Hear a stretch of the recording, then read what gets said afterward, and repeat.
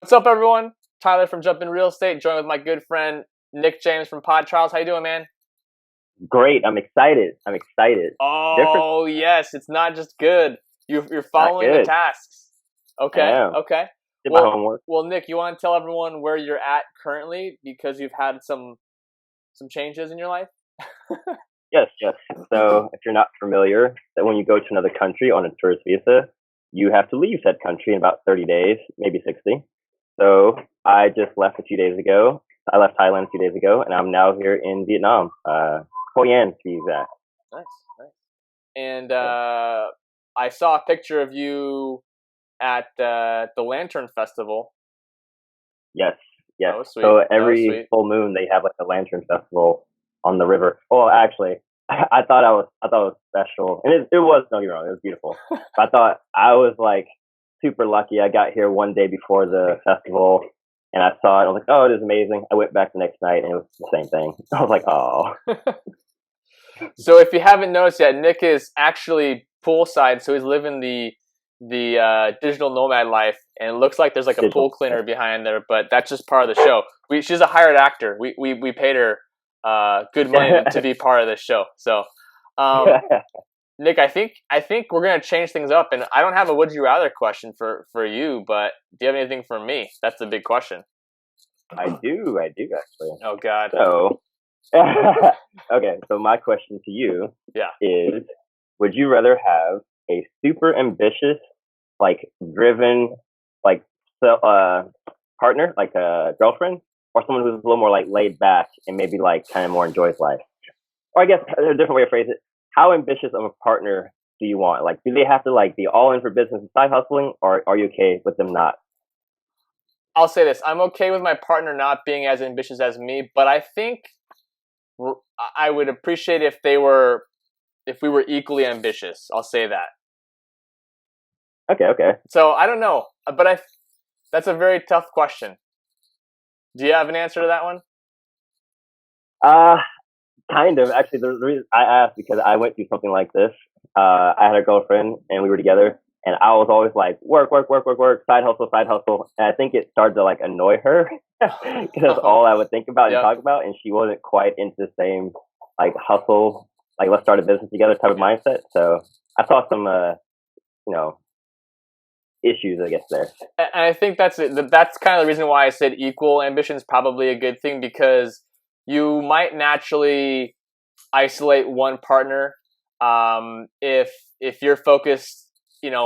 Every day you get home, if you're focused on your side business, and they're just kind of wanting to maybe sit down and watch Game of Thrones or something, like that could cause some issues in the relationship. So that's my take on that. That's a mature answer. Yeah. But guess what, Nick? I got another question for you, All right, because hit me. we actually got our first viewer question. Our and okay, do you think is it? I'm sorry, is it Jaime you think, or Jamie? I don't know, but I think Jaime. and do we think it's Jaime is male or female? I'm gonna go with male. Okay, well, we're gonna just say it, Jaime. If you're male, thank you for watching us religiously and commenting on our videos. We have a question from Jaime. He goes, love the show, guys. Great info. I'm looking for a side hustle myself. I'm interested in Nick's plan on going with e-commerce. So here's my question. Nick fan. I know, seriously. I'm losing a fan right there. But so here's my question from Jaime. I'm not very computer savvy, come from a construction background, so will e-commerce be too hard or complicated for me? That's the first question. You want to answer that one first, Nick? Sure. So my personal take on this is it doesn't matter which background you come from, as long as you're willing to put in the effort and like learn and talk to people, then you could definitely tackle this business model. It's just, a matter of having willingness every day to put in the effort.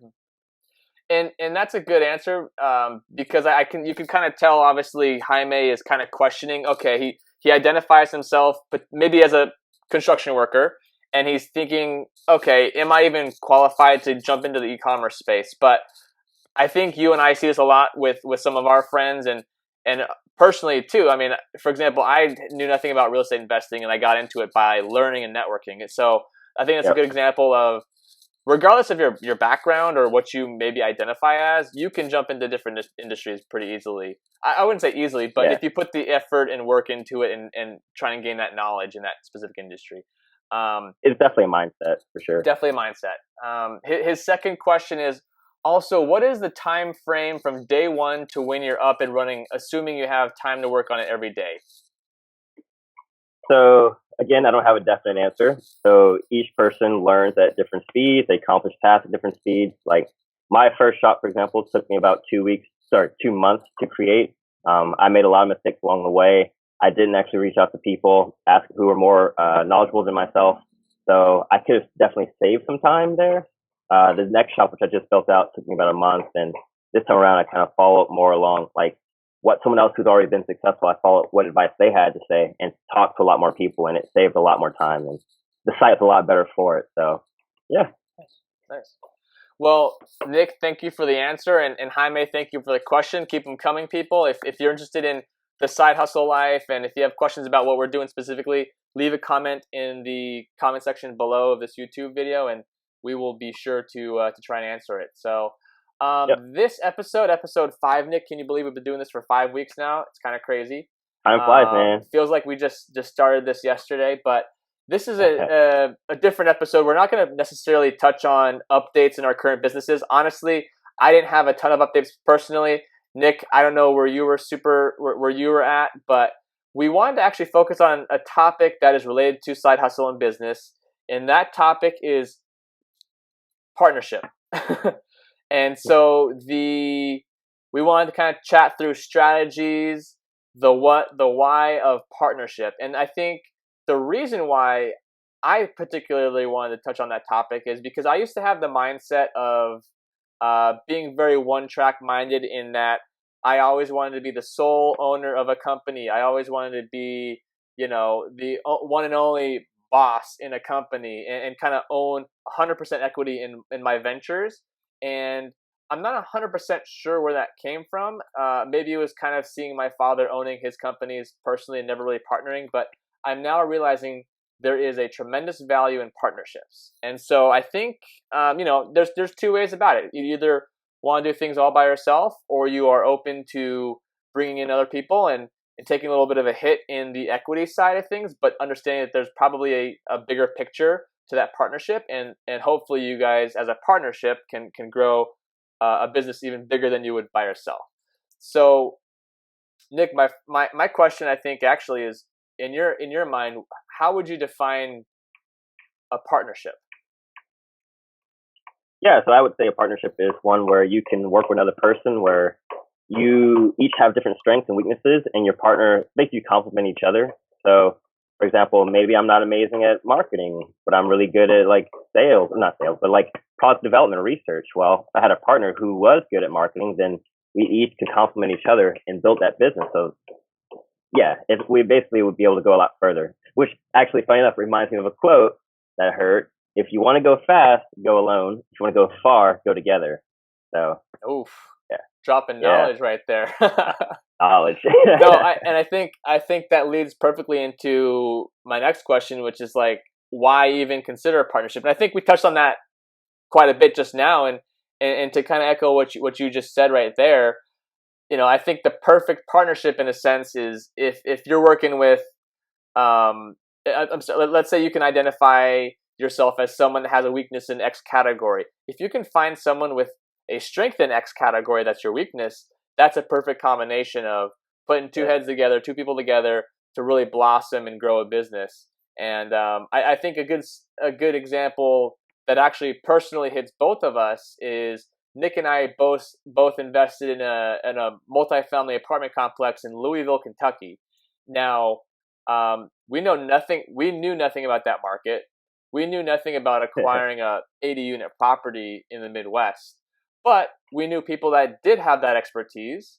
Now, how does this turn into a partnership? Well, Nick and I had capital. We had cash, whereas the investor or the deal finder didn't necessarily have the cash to acquire that multi-million-dollar property. So that's a good, very tangible example of bringing people together to build a business or grow a venture by bringing in different strengths, basically. So yeah, you're able to leverage other my people's point. skills and time, which is actually hugely beneficial because you as a, I don't know, as a person, there's only so many hours in the day, and so there's only so much you can do. And so I've realized, at least in my own business, that I don't know, like if I'm really weak in an area, it's going to take me a lot longer to do something. And ultimately, I want my business to be able to provide value as soon as possible. So. Exactly. So Nick, if you were, I actually don't know a ton of your background in partnerships or business. Have you ever been a part of a official partnership yet? Yes. Okay. So straight after leaving my job. Yeah, and so where I'm going there is I've never officially been in like a contracted, written out partnership. Obviously, I work with people very closely. Well, I guess a syndication is kind of a partnership, but never really started a business together with someone else. But I think I've learned a lot through just podcasts and seeing other friends go through partnerships and seeing the good, the bad, the ugly in a way. And I think I want to touch on a couple things that if someone that is watching right now is considering going into a partnership with someone, maybe a friend, a family, acquaintance, anyone, what are some things they should look at? And the first thing I think is that's very important is don't jump in right away because you have a really cool idea with your best friend. You need to really lay out. I mean, I have some notes here, but talk through roles and responsibilities. That's huge. Talk through expectations. I think a good example is, if you're starting a side hustle and you have a 40-hour-a-week job, you have to be able to balance, your side hustle work with your full-time job work. So if one partner's expecting you to work, until midnight every night and you're like, I want to maybe commit 30 minutes a night, it's just lay that all out there. And then talk through expenses, income, equity, very important. And then I think the last thing is just get it on paper. So I think I touched on a lot right there, Nick. I didn't let you get even a word in there, but do you have any other things that you would recommend if someone were to look into a partnership? Yeah, I guess one thing I can add is like I know some of these conversations will be kind of uncomfortable at first, because you're talking about like what will happen if things go wrong, or like who's going to own what percentage of the business. And in all honesty, it's best to get those things done in the beginning, because maybe you don't split the business 50-50. Maybe that was an assumption you guys both made, but I think it's best to talk about it, because maybe one person does do more of the work or have more of the skill, and you maybe split it 60-40 or whatever you agree upon. But I think it's good to discuss those things early on and have open communication. That's very, very important in a business. Like I've worked with people where we'll say we're going to do something and have a checkpoint and get something done by a certain date. And unfortunately, they would just disappear for hours or days at a time and then come back with me like, hey, I didn't get this done. I would rather than instead let me know along the way, like, hey, this came up. I'm not going to be able to meet this week's expectation or goals. So communication is key in business. Yeah, and you brought up a good point there, how, maybe you're a little scared or apprehensive to have that conversation early on, but think about this. That conversation is going to be 10 times more awkward, 6 months down the line, 1 year down the line, when you're actually bringing in revenue and maybe you have a successful business, but that's not the time to talk about equity. Like you should have gotten that out of the system early on. So if you're worried about that awkward conversation, just think about how awkward that could be a year down the road when you haven't had anything on paper, and there maybe there's some tension on one side versus the other, and that's probably unfortunately how a lot of partnerships do fall apart. So I mean, I think our goal, Nick, was to kind of keep this to a quicker episode, which I think we've kind of accomplished.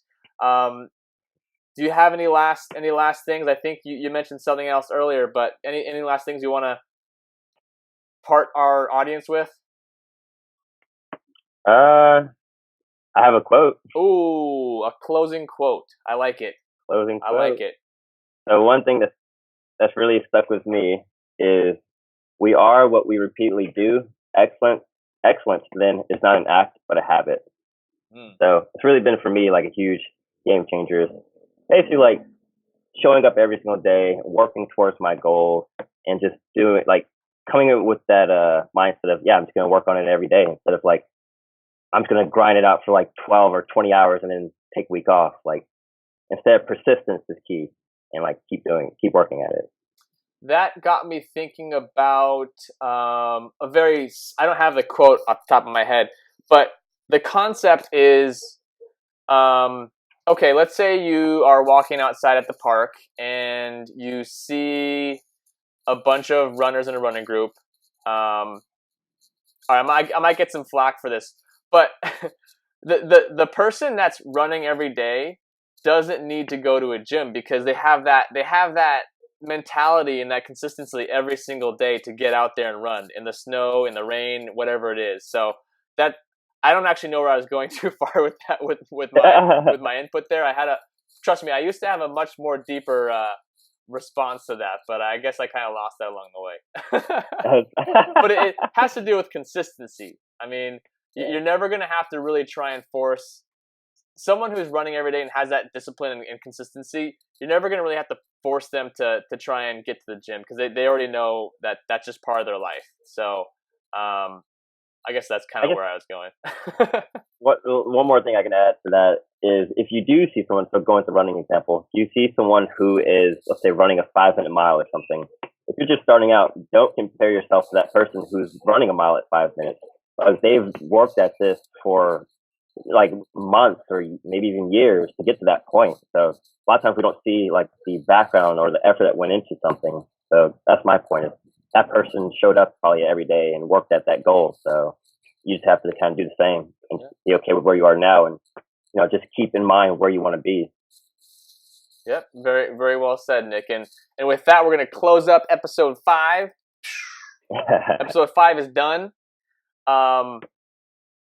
Keep watching. Episode 6 coming out next week. If you have any questions, again, leave them in the comments below. We'd love to answer some viewers' questions about honestly anything. You could ask us what type of ice cream Nick likes, and actually, I don't even know what that answer is, but feel free to ask it. Ooh. I guess that's it, Nick. I think that was a good one. This is Tyler. Next week, I hope to have more updates on the business financially. So yes. So I think next week the plan is to kind of get back into the routine of let's provide some updates and some real numbers. But for the time being, this is Tyler saying peace out. Goodbye. There's Nick. All right, man. Take care. Thanks for watching, everyone.